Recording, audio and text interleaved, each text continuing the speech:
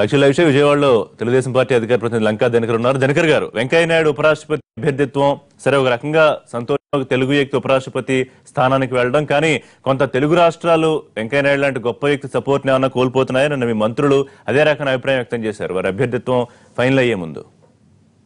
ఇప్పుడు ఒకటండి, ఆయన మనందరికీ తెలుసు, ఒక రైతు బిడ్డగా విద్యార్థి నాయకుడిగా ఏబీవీపీ నుంచి ప్రస్థానం స్టార్ట్ చేసిన తర్వాత ఆయన విశాఖలో జై ఆంధ్ర మూవ్మెంట్లో చాలా కీలక పాత్ర పోషించినటువంటి ఒక నాయకుడిగా, అలాగే బీజేపీ పార్టీ తరఫున వచ్చేటప్పటికి యువమోర్చా నాయకుడిగా, రాష్ట్ర అధ్యక్షుడిగా ఉమ్మడి ఆంధ్రప్రదేశ్కి, అలాగే ఉమ్మడి ఆంధ్రప్రదేశ్ రాష్ట్ర శాఖ అధ్యక్షుడిగా ఆయన సేవలు అందించిన తర్వాత మనం 2 సార్లు ఎమ్మెల్యేగా కూడా ఆయన పనిచేయడం జరిగింది. మనం చూసాము. ఎంపీగా వచ్చేటప్పటికి ఒంగోలుకి ఒకసారి, బాపట్లకు ఒకసారి, హైదరాబాద్కి కూడా పోటీ చేయడం జరిగింది. ఆయన సేవలు ఎప్పుడైతే చూసినప్పుడు 2 సీట్లు ఉన్న దగ్గర నుంచి 280 సీట్ల వరకు ఎదిగిన భారతీయ జనతా పార్టీలో ప్రతి అడుగున ఒక కమిట్మెంట్ తో కూడినటువంటి ఒక కార్యకర్తగా, ఒక నాయకుడిగా, ఒక కీలకమైనటువంటి నేతగా ఎదిగినటువంటి క్రమం ఏదైతే ఉందో దానికి మనం గనక గుర్తింపు చూసినట్లయితే వాజ్పేయి గారి గవర్నమెంట్ లో ఆయన గ్రామీణ శాఖ అభివృద్ధి మంత్రిగా ఉంటాము. ఒకవైపు వాజ్పేయి అద్వానీ గారి మధ్య సమన్వయకర్తగా ఉండేటటువంటి నేర్పుతో వ్యవహరించినటువంటి తీరు ఇవాళ మోడీ గారి గాని, అద్వానీ గారి గాని, ఇతర పెద్దలు గాని, అలాగే బీజేపీ ఇతర పార్టీలతో కూడా సమన్వయంతో నడిపినటువంటి విధానం ఏదైతే ఉందో సంబంధాలు అవి అజాత శత్రువుగా ఆయన్ని నిలిపినాయి. ఇవాళ మనం గమనిస్తే బీజేపీ వాళ్ళు కూడా చాలా ఆయన రకరకాలుగా గౌరవించుకుంటూ వచ్చారు. 3 సార్లు రాజ్యసభకి వెళ్లిన తర్వాత పార్టీ నియమావళిని కూడా పక్కన పెట్టి 4వసారి ఆయన అవసరము అనేటటువంటి ఉద్దేశంతో ఆయన్ని రాజ్యసభ సభ్యుడిగా మళ్లీ చేసుకోవడం జరిగింది. ఒకసారి మనం కర్ణాటకలో చేసుకున్నారు, దక్షిణ భారతదేశ బిడ్డగా గుర్తించారు. ఇవాళ రాజస్థాన్కి తీసుకెళ్తే ఉత్తర భారతదేశంలో కూడా ఆయన యొక్క కీర్తి ప్రతిష్టలు ఏ విధంగా ఉన్నాయి, రాజస్థాన్ నుంచి కూడా రాజ్యసభకి తీసుకెళ్లడం ఏదైతే ఉందో అత్యున్నత శిఖరాలకి ఆయన బీజేపీ కూడా ఆయన యొక్క సేవలను గుర్తించి ముందుకు తీసుకెళ్లింది. వీటికి సంబంధించి ఇక రాష్ట్ర విభజన తర్వాత ఈ రాష్ట్రానికి అందించేటటువంటి సేవల్లో గాని, ఏదైనా నిధులకి సంబంధించి గాని అంతమంది మంత్రుల్ని ఒకేసారి కూర్చోబెట్టగలిగినటువంటి సత్తా ఉన్నటువంటి నాయకుడు ఈ దేశంలో మరి ఏ నాయకుడు గతంలో కూడా ఇటువంటి పరిస్థితులు ఉత్పన్నం చేయలేదు. అటువంటి కమిట్మెంట్ కలిగినటువంటి ఒకవైపు తెలుగు రాష్ట్రాల వైపు ఒక ఆయన చూస్తూనే రెండో వైపు దేశ రాజకీయాల్లో కూడా చాలా కీలక పాత్ర పోషించడం, ఈ మధ్యనే అంతర్జాతీయ స్థాయిలో కూడా ఒక పదవి ఏదైతే ఉందో పట్టణాభివృద్ధి శాఖకి సంబంధించినటువంటి పదవి కూడా ఆయన అలంకరించడం మనం చూసాం. కాబట్టి ఒకటి నేను చాలా స్పష్టంగా చెప్పదలుచుకున్నాను ఇక్కడ, ఇది బీజేపీ పార్టీ వారి పార్టీలో ఉన్నటువంటి ఒక నాయకుడికి ఇచ్చినటువంటి గౌరవము, గొంతుకి ఇచ్చినటువంటి గౌరవం అని నేను చెప్పదలుచుకున్నాను.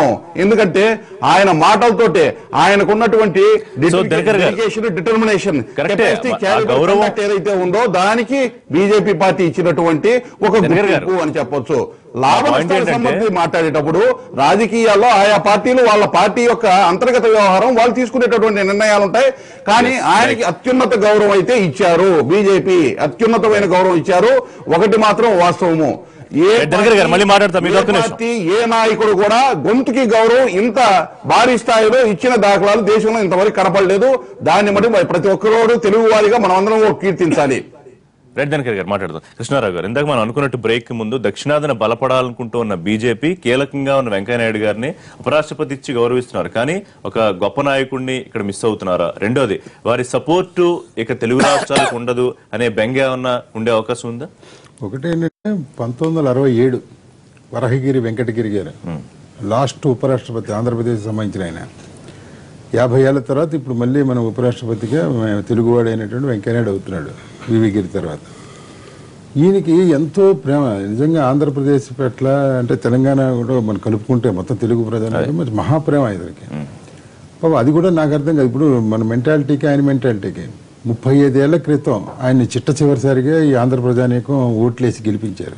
35 years ago 1983 85 ఓడించారు.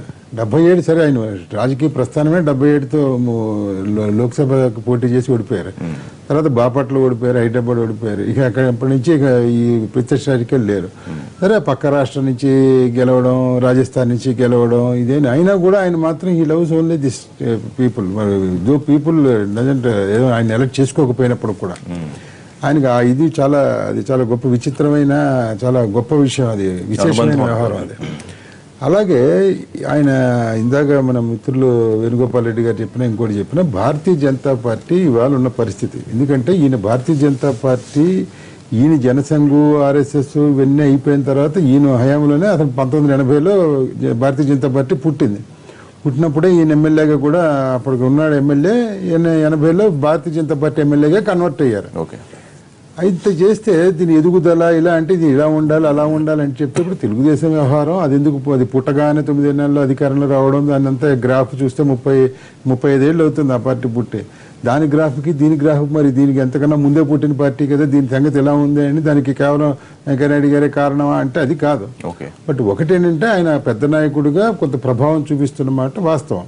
ఎందుకంటే సోమవీరాజు గారు కదా ఇది లాస్ట్ ఇయర్ ఖమ్మంపట్టి హరిబాబు గారి స్థానంలో కొత్త వారిని వేస్తున్నామని అమిత్ షా గారే రాజమండ్రిలో ప్రకటించాడు. 10 రోజుల్లోనో పక్షం రోజుల్లో అని ఏదో చెప్పాడు. ఆ పక్షం రోజులు అయిపోయి ఇప్పుడు ఏదో ఏడాది అయింది. సరే ఇది చాలా దేర్ ఇంటర్నల్ అఫేర్. బట్ ఏంటంటే నేను చెప్పేది ఏంటంటే ఈయనకున్న పట్టు ఇక్కడ తెలంగాణలో కూడా మనం స్వతంత్రంగా ఎదగాలి, మొత్తం అన్ని 119 మనమే పోటీ చేయాలంటే అసలు నువ్వు గెలవడానికి మీ క్యాండిడేట్ లేరే, నువ్వు ఎన్ని గెలుస్తావు ఏంది కథ అని ఈయన ప్రశ్నించి మన అలా కాదు we have to have an alliance with TDP here also అని చెప్పి ఆ రోజు ఒత్తిడి తెచ్చింది. సరే అక్కడ తెచ్చారు. ఇది ఆయన ఏది చేసినా ఏంటంటే ఇది ఈ అలయన్స్ మూలంగా ఇది అయిపోయింది కదా అంటారు. ఇప్పుడు 91లో అలయన్స్ లేదు, ఆయన 4 లోక్సభ స్థానాలు వచ్చాయి ఆయన హయాంలోనే. సో ఇది మనం అట్లా చెప్పి గిరిగీసినట్టుగా ఇలాగే ఉండాలి భారతీయ జనతా పార్టీ, ఈయన ఉన్నాడు కాబట్టి ఎదగడం లేదని కాదు, కొంచెం ఉండొచ్చు మనస్పర్ధలో అది నాయకుల మధ్య అనేది. ఎందుకంటే లాంగ్ స్టాండింగ్ గా ఉన్నప్పుడు ఏమవుతుందంటే ఇలాంటి విమర్శలు కొంత సహజం. పవన్ కళ్యాణ్ కూడా ఒకసారి అన్నారు, మీరు గుర్తుండే ఉంటుంది, బీజేపీ నాయకులకి ఆయన సూచన కూడా చేశారు, మీరు అందరూ పార్టీలు మారిపోండి, వెంకయ్యనాయుడు గారు ఉండగా ఏదో కామెంట్ కూడా చేశారు. అది వాళ్ళ వ్యక్తిగత. బట్ అదే నేను చెప్పేది, దీనికి ఈయన ఏం చేశాడు అనేది అవడం చెప్పాలిగా.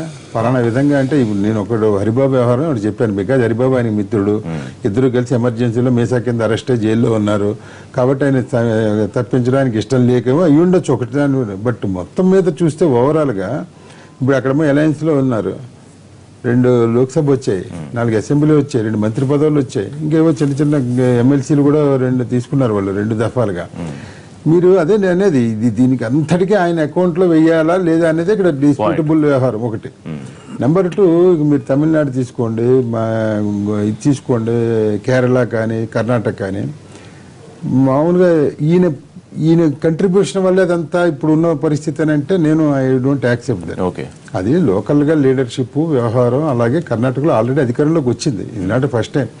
ఆల్రెడీ బీజేపీ అధికారంలోకి స్వతంత్రంగా వచ్చిన యడ్యూరప్ప గారి నాయకత్వంలో వచ్చింది, పనిచేసింది, మళ్ళీ పడిపోయింది, ఇప్పుడు మళ్ళీ ఏదో తిప్పబడుతున్నారు ఇది.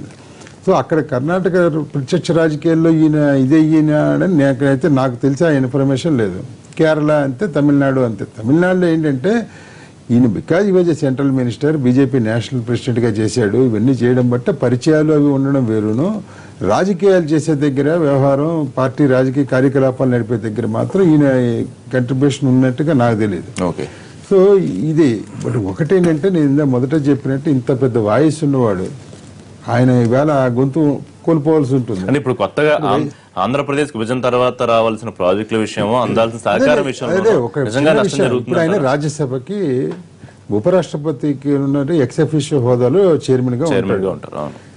ఇదే వెంకయ్యనాయుడు గారు అప్పుడు ప్రత్యేక హోదా గురించి అడిగారు, అదే సభలో పట్టుబట్టాడు. ఇవాళ మన్మోహన్ సింగ్ గారు ఆ సభ్యుడు, ఆ రోజు ప్రధానమంత్రి. ఈయన అడిగిన తర్వాత వచ్చింది అందరికీ తెలుసు, ఆయన హామీ ఇచ్చాడు ఇదేదని. ఆ హామీని ఇప్పుడు విస్మరించి దానికి ఏదో లీగల్ స్టేటస్ ఏదో ఇస్తాము, ప్రత్యేక ప్యాకేజీ, స్పెషల్ అసిస్టెంట్ మెజర్స్ అని శామ్ అని ఒకటి పెట్టారు, అదేదో చేస్తామని. ఇది రేపొద్దున రామచంద్రరావు గారు ఉన్నాడు, ఇప్పుడు బిల్లులు పెట్టి తీర్మానాలు పెట్టి అది పెట్టి ఇది పెట్టి ఏదో ఒకటి చేస్తున్నాడు. ఇప్పుడు ఈయన చైర్మన్, ఆయనే మెంబర్. ఇప్పుడు ఆయన 2020 దాకా ఆయన మెంబర్షిప్ ఉంది కాబట్టి ఆయన ఏదో ఇచ్చేయడానికి కొంత ప్రయత్నిస్తాడు. ఏంటి బాబు దీని స్వతంత్రం అని. అప్పుడు ప్రతివాడు సార్ మరి మీరే కదా ఇక్కడ ఉండే అప్పుడు మీరు అడిగారు, మరి దీని సంగతి ఏంటి అంటారు. బట్ ఒకటి ప్రభుత్వం వేరు, సభా నిర్వహణ వ్యవహారం వేరు. బట్ ఇందాక చెప్పినట్టు ఆయన ఒక 35 మంది మంత్రుల్ని పిలిపించి అన్ని చేసిన వాడు, ఏదో చేసాడు. అది ఇప్పుడు ఉండదు, డిస్క్రీట్ గా చేయాలి. ఏదైనా చేస్తే ఫోన్కి వచ్చి ఆ దినకర్ గారు కొంచెం ఆ పని ఏదో చేసి పెట్టండి ఏదో అని అనాలి తప్ప దినకర్ గారు రా, నేను వస్తున్నా, Authenticity. ఆంధ్రాకి అది చేయి, తెలంగాణకి ఇది చేయి అని అలాంటి చెప్తే ఏంటంటే అది ఎబ్బెట్టుగా ఉంటుంది.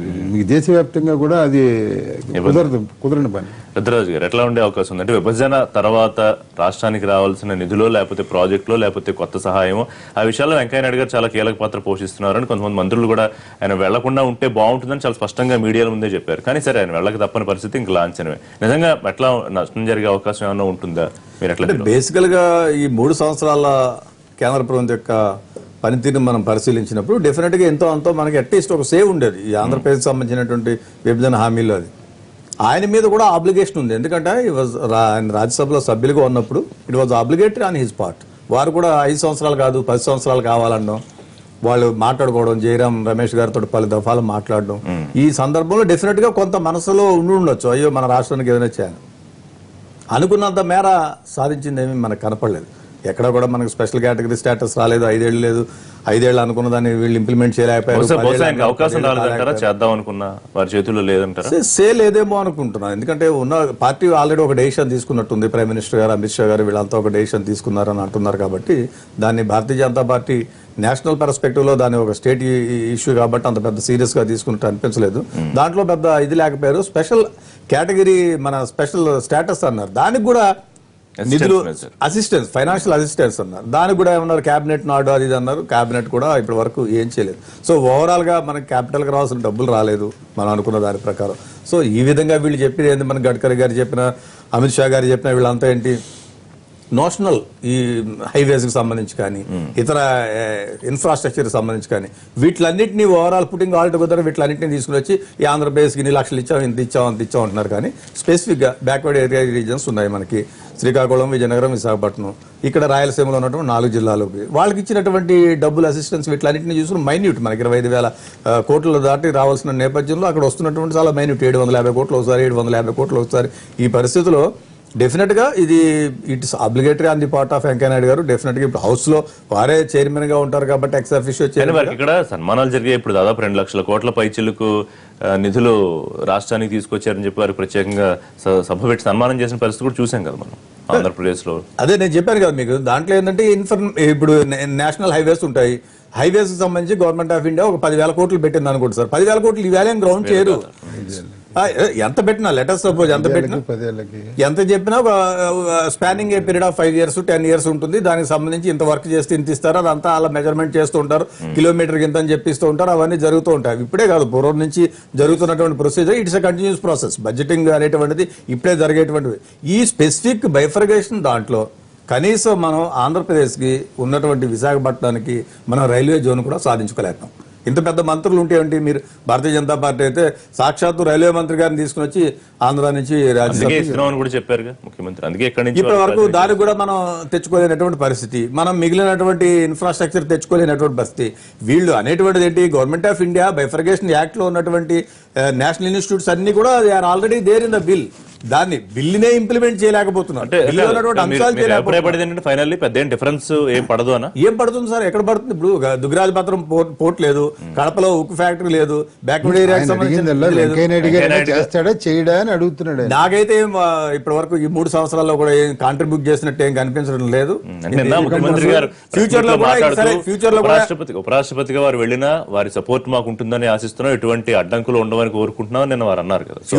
ఫ్యూచర్ లో కూడా ఐ డోంట్ థింక్ సో. ఎందుకంటే పార్టీ, ప్రైమ్ మినిస్టర్, క్యాబినెట్ నుంచి పక్కకి వెళ్ళేటువంటి పరిస్థితి, క్యాబినెట్ లో ఉండేటువంటి పరిస్థితి లేదు. క్యాబినెట్ లో ఉన్నప్పుడే ఏమి కాంట్రిబ్యూట్ చేయలేనప్పుడు క్యాబినెట్ లో లేని పరిస్థితిలో ఏం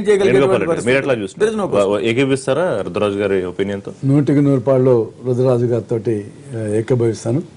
ఒకటి మనం గమనించామంటే మన వెంకయ్యనాయుడు వల్ల సదరన్ స్టేట్లో బీజేపీ ఎక్కడ కూడా పుంజుకోవాలి. ఈయన దాదాపు 20 సంవత్సరాల నుంచి రాజ్యసభ మెంబర్గా ఉన్నాడు, మంచి పోస్ట్లో ఉన్నాడు. ఆంధ్ర నుంచి 2 సార్లు ఎమ్మెల్యే అన్నారు. సరే, ఒక్కసారి ఓన్లీ టీడీపీ అలయన్స్తోనే గెలిచినాడు 83.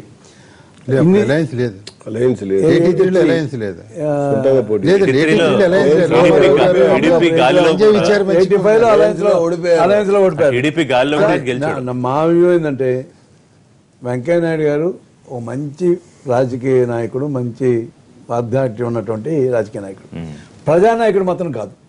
ఏ రోజు కూడా ప్రజల చేత అదే ఒక్కసారి 2 సార్లు మామూలు ఎమ్మెల్యేగా ప్రతిసారి పోటీ చేసిన ఎంపీగా పోటీ చేసినప్పుడు ఓడిపోతాను వచ్చాడు. ఆ తర్వాత ఇంకా రాజ్యసభ, కానీ రాజ్యసభ తీసుకున్నప్పుడు దాదాపు 3-18 సంవత్సరాలు కర్ణాటకలో, ఇప్పుడున్న రాజస్థాన్లో ఉన్నాడు కదా. బట్ అక్కడ కర్ణాటకలో కూడా కృష్ణ గారు చెప్పినట్టు ఆయన ఇన్ఫ్లుయెన్స్ లేదు బీజేపీ పెరిగేదానికి. అక్కడ లోకల్ ఇష్యూస్ ఉన్నాయి, అక్కడ యడ్యూరప్ప గారు అలాంటి వాళ్ళు నాయకులు ఉన్నారు, వాళ్ళు వచ్చారు.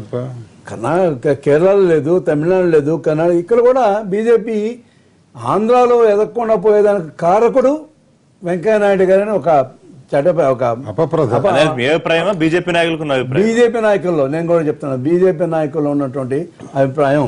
As long as Venkaiah Naidu గారు స్టేట్ లో ఉన్నంతకాలం, ప్రత్యక్ష రాజకీయాల్లో ఉన్నంతకాలం ఈ ఆంధ్రప్రదేశ్ లో వాళ్ళకన్నా గట్టిగా చెప్తున్నారు కరెక్ట్ 100% రాజకీయం పెరగదని చెప్పి వాళ్ళందరికీ ఉంది. బహుశా ఇదే దృష్టిలోనే వాళ్ళు ఈ రోజు వెంకయ్య నాయుడు గారికి మంచి పోస్ట్ ఇస్తూ ఈ బహుశా ప్రత్యక్ష రాజకీయాలను తీసి చేయడానికి ఉండదు. అయితే ఇక్కడ ఆంధ్రప్రదేశ్ అంతవరకు మాత్రం అందరికంటే బెనిఫిట్ అయింది ఓన్లీ చంద్రబాబు నాయుడు గారు ఒక్కడే. ఎట్లా? చంద్రబాబు నాయుడు గారు సో ఒక విధంగా మోడీకి చంద్రబాబు నాయుడు గారితో అంత సఖ్యత లేదు. ఈవెన్ 3 సంవత్సరాలు లేదు, 3 సంవత్సరాలు మనం చూస్తున్నాం. ఎప్పుడైతే గోద్రా ఎన్నికలప్పుడు ఇచ్చినటువంటి స్టేట్మెంట్ మోడీ మర్చిపోలేడు.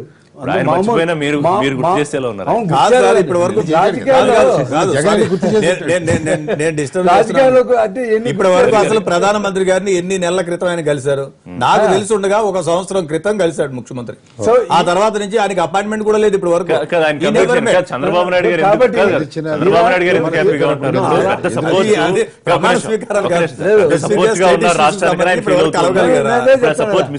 చంద్రబాబు నాయుడు గారు మొత్తం మంచిగా జరిగింది ఆయన వల్ల, వెంకయ్యనాయుడు వల్ల. వ్యక్తిగత ప్రయోజనాలని చెప్పండి, వ్యక్తిగత ప్రయోజనాలతో. ఫర్ ఎగ్జాంపుల్ నోటికి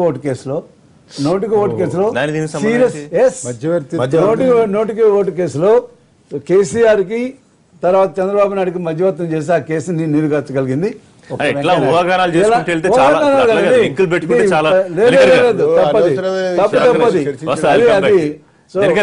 అది మాత్రం కరెక్టే. ఆ విధంగా ఆంధ్రప్రదేశ్ లో మాత్రం కొంత బెనిఫిట్ అయింది తప్పితే మరి తెలంగాణ కూడా పెద్ద ఆయన చేసింది లేదా? అనేకసారి కేసీఆర్ కూడా మండిపడ్డాడు. మా రాష్ట్రానికి ఏం చెప్పినట్టు ఎంతసేపు వెంకయ్యనాయుడు చేస్తున్నానని చెప్పిన స్టేట్మెంట్ కూడా. మీ దగ్గరికి వచ్చే ముందు ప్రభాకర్ గారు, తెలంగాణకి వెంకయ్యనాయుడు గారు చేసింది ఏమీ లేదా? ఆ విషయాన్ని ముఖ్యమంత్రి గారు చాలా సార్లు అభిప్రాయపడ్డారా? పెద్దగా వచ్చిన నష్టం ఏం లేదు, పెద్ద ఏమి తేడా పడదు, ఉన్నా లేకపోయినా అనేది అభిప్రాయం. ఇప్పుడు 2 విషయాలు మనం ఆలోచించాలండి. ఏపీ రీఆర్గనైజేషన్ చట్టం ప్రకారంగా ఆంధ్రప్రదేశ్కి రావాల్సినటువంటి అంశాలకు సంబంధించిన విషయంలో 2-3 సార్లు ముఖ్యమంత్రి గారు ప్రధానమంత్రి గారు మాట్లాడిన తర్వాత వెంకయ్యనాయుడు గారికి కొన్ని పనులు అప్పగించారు. అప్పగించిన ప్రకారంగా వివిధ శాఖల్ని సమన్వయం చేసి అవన్నీ కూడా త్వరితగతిన జరిగేటట్టుగా చూడమని చెప్పినటువంటి సందర్భం ఆ రకంగా జరిగింది. తెలంగాణ విషయానికి వచ్చేసరికి బండారు దత్తాత్రేయ గారు, ప్రకాష్ జావడేకర్ గారు, నితిన్ గడ్కరీ గారికి చాలా విషయాలు అప్పచెప్పారు. అప్పచెప్పిన ప్రకారంగా వీళ్ళన్నీ కూడా చేస్తూ వచ్చినటువంటి మాట కూడా వాస్తవమైనటువంటి విషయాలు, పాలనకు సంబంధించినటువంటి విషయాలు. తర్వాత రెండోది, వారు పార్టీకి ఉండటం వల్ల 5 రాష్ట్రాల్లో ఎక్కడ కూడా పెరగలే, లేకపోతే అంత కూడా ఇది అనుకుంటున్నారని మాట్లాడటం ఏమవుతుందో ఇది కరెక్ట్ అయినటువంటి విషయం కాదు. వారు దేశ రాజకీయాలకు వెళ్ళారు. అంతకుముందు రాష్ట్ర రాజకీయాలు ఉండేవారు. రాష్ట్ర రాజకీయాలు ఉన్నప్పుడు బలంగా ఎదిగినటువంటి సమయం ఉంది. తర్వాత ప్రాంతీయ పార్టీలు రావటం, పెరగటం ఇవన్నీ ఉన్నాయి. మేము తెలంగాణ విద్యాసాగర్ వారు నేను అక్కడ చెప్తున్నా వారి సేవలు ఎక్కువ జాతీయ స్థాయిలో వినియోగించబడ్డాయి. అద్వానీ గారు అధ్యక్షుడు ఉన్నప్పుడు కానీ, మురళీ మనోహర్ జోషి గారు అధ్యక్షుడు ఉన్నప్పుడు కానీ, వారే అధ్యక్షుడైనప్పుడు కానీ ఆ సమయంలో వారిని దేశ రాజకీయాల్లో ప్రధాన పాత్ర పోషించేటువంటి విధంగా అన్ని రాష్ట్రాల్లో సార్వత్రిక ఎన్నికల సమయంలో ఎక్కువ దృష్టి సారింపజేయించారు. అక్కడ దాని విషయంలో ఎక్కువగా జరిగినటువంటి జరిగినటువంటి అంశం. ఒకవేళ వారిని రాష్ట్రానికి పరిమితం చేసి ఉన్నట్టయితే, ఈ రాష్ట్ర రాజకీయాలనే ముందుకు తీసుకుపోవాలని చెప్పినట్టయితే, ఒక మోడీ గారి లాగా, ఒక శివరాజ్ సింగ్ చౌహాన్ గారి లాగా, లేకపోతే ఒక ధర్మేంద్ర ప్రధాన్ గారి లాగా, ఇంకొక యడ్యూరప్ప లాగా పరిమితం చేసినట్టయితే రాష్ట్ర రాజకీయాలు మారి ఉండేవి. ఇంకో కొత్త రూపం దాల్చుకుని ఉండేవి. కాబట్టి ఆ రకమైనటువంటి వ్యాఖ్యలు చేయటం అనేది ఇక్కడ పక్షాలకి ముఖ్యమంత్రి అభ్యర్థి బలం లేదు కదా, ఏ సమయంలో స్థాయి కాకుండా రాష్ట్ర స్థాయికి ఆయన రాష్ట్ర స్థాయికి పరిమితం ఇక్కడ కష్టపడి ఏదో తిరిగి తెచ్చేవాడు బహుశా అధికారంలోకి వచ్చే పరిస్థితి అవకాశం ఉండేది. తర్వాత మీరు అడిగిన క్వశ్చన్ ఏంటంటే దక్షిణాది రాష్ట్రాల వల్ల ఆయన వల్ల ఉపయోగపడ్డదా లేదా ముఖ్యంగా అనే point ని ఆంధ్రప్రదేశ్, అడిగారు. తెలంగాణ. ఆ పాయింట్ కి జవాబు చెప్పాను. ఇప్పుడు ఎక్కడైనా సరే ఆ రాష్ట్రంలో ఆ రాష్ట్ర పరిధిలో నాయకత్వం వహించేటువంటి వాళ్ళ యొక్క స్పెషల్ గా ఉండేటువంటి ఎఫర్ట్స్ వల్లనే ఆ రాష్ట్రంలో పెరుగుతుంది. అంటే ఒక విషయం స్ట్రైట్ గా చెప్పండి, తెలంగాణకు ఇప్పుడు కేంద్రం నుంచి రావాల్సిన అంశాల విషయంలో ఒక తెలుగు వ్యక్తిగా వెంకయ్య నాయుడు గారి సపోర్ట్ ఎంతవరకు ఉండేది? ఇప్పుడు వారికి ఒక రాజ్యాంగ పదవికి వెళ్ళిపోతే ఆ సపోర్ట్ మీరు మిస్ అవుతారా తెలంగాణ విషయంలో? ప్రభుత్వాన్ని ఇంకోటికి అప్పగిస్తారు. That's it. అంతకుముందు ఒకరు ఉంటే ఇప్పుడు ఇంకోటికి అప్పగిస్తారు. Fine. ఏదైనా కూడా ఎన్డీఏ ప్రభుత్వంలో ఆంధ్ర అభివృద్ధి గాని తెలంగాణ అభివృద్ధికి గాని పూర్తి స్థాయిలో కట్టుబడి ఉండి అన్ని రకాలుగా నిధులు వ్యక్తులేం కారణం వ్యక్తులకు కారణం అనేది కాదు. దినకర్ గారు ఎట్లా చూస్తున్నారు? ఒకవైపు సంతోషం, వారు అంత కీలక పదవికి వెళ్తున్నందుకు, మరోవైపు కొంత బాధ కలుగుతోందా? ఆంధ్రప్రదేశ్ లో తెలుగుదేశం పార్టీ ప్రభుత్వానికి ముఖ్యంగా కొంత సపోర్ట్ ఏమన్నా కోల్పోతారని, ఒక లాస్ జరుగుతుంది అనుకుంటున్నారా? మొత్తం 3 రకాల అంశాలండి. వెంకయ్య నాయుడు గారి గురించి వ్యక్తిగత అక్కసుతోనో లేకపోతే వారి మీద ఉన్నటువంటి బాధతో మాట్లాడే వాళ్ళ గురించి మనం ఏం మాట్లాడలేము. ఆయన ప్రజానాయకుడు కాబోవటం ఏంటంటే ప్రజా ఉద్యమంలో నుంచి ఉద్భవించినటువంటి నేత నెంబర్ 1. నెంబర్ 2, ఆయన ఏ సందర్భాల్లో ఆ పార్టీలో పోటీ చేశాడనేది కుదరాలి. పార్టీ దేశంలోనే బలహీనంగా ఉన్నప్పుడు, ఇప్పుడు ఉత్తర భారతదేశంలో బాగా బలంగా ఉంది, వాళ్ళు దక్షిణ భారతదేశంలో కర్ణాటక ఉంది. ఆ రోజున ఉత్తర భారతదేశం లేదు, దక్షిణ భారతదేశం లేదు. ఎక్కడా లేని సందర్భంలో పార్టీ పిలిపిస్తే ఓడిపోతామని తెలిసినా కానీ ముందుకు వచ్చినటువంటి వ్యక్తి. కాబట్టి ఆయన్ని ప్రజానాయకుడు కాదు అని అంటే ఆకాశం మీద ఉమ్మి వేయడమే అని అంటా నేను. అయితే ఇందాక ప్రభాకర్ గారు చెప్పినట్టు వివిధ రకాలుగా ఆయనకున్న కెపాసిటీని వాడుకోవాలంటే, దేశవ్యాప్తంగా అధికారంలోకి రావాలంటే, ఈ పార్టీ జాతీయ పార్టీగా ఉండాలంటే ఆయన్ని తీసుకెళ్లారు, దానికి సక్సెస్ సాధించారు. నాకు ఏపీ విషయానికి వచ్చేయండి. ఆంధ్రప్రదేశ్ కి కేంద్రం నుంచి రావాలి ఈ మాత్రం ఇక్కడ వరకు సాధించుకోగలిగిన ఇన్ని ప్రతిష్టంభంలో దాదాపు బీజేపీ బీజేపీకి ఇక్కడ ప్రతినిధి ఉన్నారు. 3 సంవత్సరాల్లో కనీసం ఆపరేషన్లు తెచ్చే ప్రయత్నం చేయడంలో విఫలం అవడం అని చెప్పగలరా? విశాఖ చెన్నై ఇండస్ట్రియల్ కారిడార్ పెట్టడం సాధ్యాసాధ్యాలు పరిశీలించమంటే ఏం తెచ్చారండి? చేయలేని తనంగా విశాఖ కారిడార్ ఏమొచ్చింది? మీరు ఏమి రాలేదు. విశాఖలో ఈరోజు రైల్వే జోన్ ఎందుకు తేలేకపోయారు? కాకపోయినా దుగ్గరాజు విశాఖ రైల్వే జోన్ ఎందుకు తేలేకపోయారండి? సాగరమాల ప్రాజెక్టు కింద అదే విశాఖ జోన్ ఎందుకు తేలేకపోయారు? బిల్లు పెట్టినప్పుడు ఆయన ఉన్నారు కదండి, దుగ్గరాజపట్నం గురించి పూర్తిగా తెలుసు ఆయనకి. బిల్లు పెట్టినప్పుడు ఈ వాజ్ దేర్, ఫీజిబిలిటీ లేనప్పుడు ఆయన చెప్పాలి కదా. ఉక్కు పరిశ్రమ గురించి మాట్లాడతా, ఉక్కు పరిశ్రమ గురించి ఏం పెట్టారు? ఫీజిబిలిటీ స్టడీ పెట్టారు. ఫీజిబిలిటీ కాకపోయినా మళ్ళీ అవి కాదండి పాయింట్, దాని గురించి ఎవరు మాట్లాడలేదండి. కాంట్రిబ్యూషన్ చెప్పండి. మీరు ఎందుకు మాట్లాడతారు ఇక్కడ ప్రభాకర్ గారు ఉన్నప్పుడు? కాదండి, మీరు భారతీయ జనతా పార్టీని రిప్రజెంట్ చేస్తున్నారా, తెలుగుదేశం పార్టీని రిప్రజెంట్ చేస్తున్నారా? మీరు ఏంటి అసలు నాకు అర్థం కాదు. కాదండి, ఇక్కడ ఉన్నారండి మీరు, ఇక్కడ ఉన్నటువంటి వాళ్ళందరూ విద్యులే, అందరికి హైయెస్ట్ రికార్డు అందరికీ వ్యక్తిగతంగా వారంటే చాలా అభిమానం. వారు పెద్ద నాయకుడే. రాష్ట్రానికి వచ్చినప్పుడు, రాష్ట్ర ప్రయోజనాలకు వచ్చినప్పుడు, నిధులకు వచ్చినప్పుడు మీరు ఏం చేశారనేది అడుగుతున్నాం మేము. రాష్ట్ర ప్రయోజనాలు ఏం కాపాడారు? 5 సంవత్సరాలు కాదు 10 సంవత్సరాలు ఉండాలని చెప్పినటువంటి పెద్ద మనిషి 3 సంవత్సరాలు కేంద్ర కేబినెట్ లో ఉంటే ఈవేళ సాధించింది ఏముంది అనేటువంటి దాని గురించి చెప్తున్నాం. మీరు ఏంటి కాంట్రిబ్యూట్ చేశారు? స్పెషల్ మన రాష్ట్రానికి ఏం చేశారు? రాష్ట్రానికి జరిగేటువంటి ఏంటి, జరగబోయేది ఏంటి గురించి అడుగుతున్నారు. ఆనందించే వాళ్ళలో ఒకటి. దినకర్ గారు టైం అయిపోయింది, చెప్పగలిగితే ఒక విషయం చెప్పండి. దినకర్ గారు చెప్పగలిగితే ఒక విషయం చెప్పండి, టైం అయిపోయింది, ముగించాలి. ముందుకు తీసుకెళ్తారు. ఏమి అభివృద్ధి? Thank you thank you very much అండి లైవ్ షోలో పార్టిసిపేట్ చేసినందుకు. ఇది వాళ్ళ లైవ్ షో. రేపటి లైవ్ షోలో తిరిగి కలుద్దాం. Keep watching NTV.